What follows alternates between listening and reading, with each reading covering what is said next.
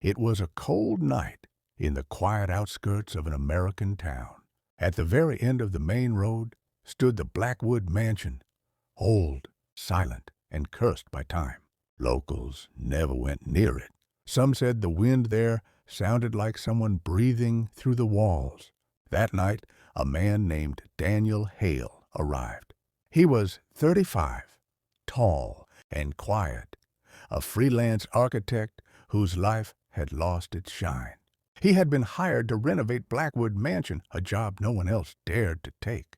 The townspeople had warned him, "Don't go there, Daniel. People vanish inside that house." But Daniel needed the money, and somewhere inside, he wanted to face whatever truth the mansion held. When he opened the rusted gates, the metal screamed against the night. As he stepped in, the wooden floor moaned beneath his boots, as if the house exhaled a warning. In the main hall hung a giant family portrait. The Blackwoods. Every face had faded with age except for one, a little girl's. Her eyes seemed too real, too alive. When Daniel shone his flashlight across it, he could have sworn she blinked. The next morning, Daniel began his work. The air inside felt heavy, colder than it should have been. He explored the basement and found old blueprints. One of them marked a hidden room that wasn't on the official plans. That night, he went back down with his flashlight. The air felt damp and alive. When he tapped one of the wooden walls, it sounded hollow. He picked up a hammer and broke it open. Behind it was a narrow passage that led to a small chamber. Inside, the walls were stained dark red. Chains hung from the ceiling. In the center stood a chair, rusted handcuffs still attached. Daniel's light trembled as he raised it toward the wall. Written there, in faded red letters, were the words, "Do not wake her." Suddenly, his flashlight flickered and died. Total darkness. Footsteps, slow, behind him. He turned. A little girl stood there in a white dress, her eyes entirely black. In a flash, she was gone. Only a faint whisper remained, echoing through the basement. "You found me." The next morning, Daniel sat in his hotel room staring at the mirror. In the reflection behind him, the same girl stood in the corner. He spun around. Nothing. Each night, she came closer. Each night, he heard the same whisper. Finish the ritual. He began researching. Old records revealed that Edward Blackwood, the mansion's original owner, had sacrificed his daughter Lena in 1902, hoping to achieve immortality. Since then, every person who stayed overnight had disappeared. That night, Daniel decided to end it. He returned to the mansion, back to the basement, and sat on the same chair. "I'm here," he said. "Take me." The ground trembled.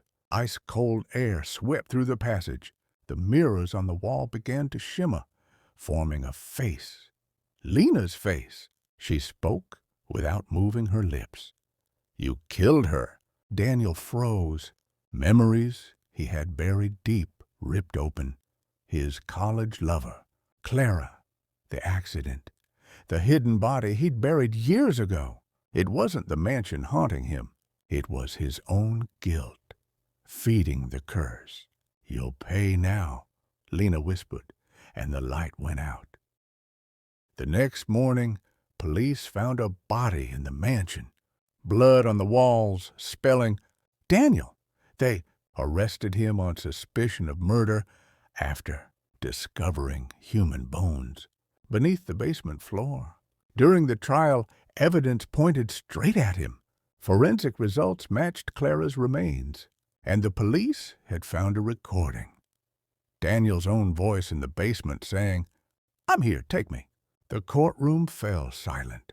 The judge declared him guilty. Sentence, death by electric chair.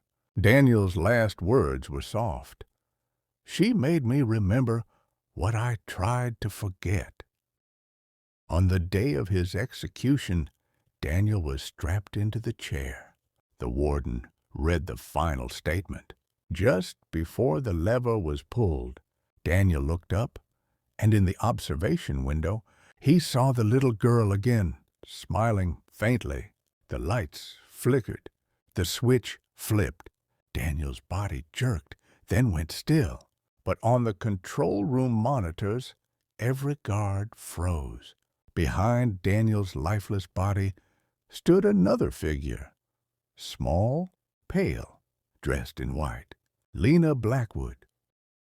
When Daniel's body was taken to the morgue, the attendant noticed something strange. Words carved into his palm. "Now it's your turn."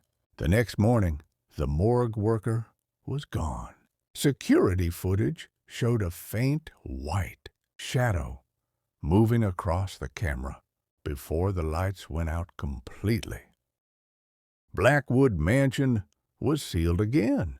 But sometimes, when the clock strikes 2 in the morning, people claim they can still hear the sound of electricity cracking through the night, and a whisper carried by the wind. Justice is never done. Fade to black.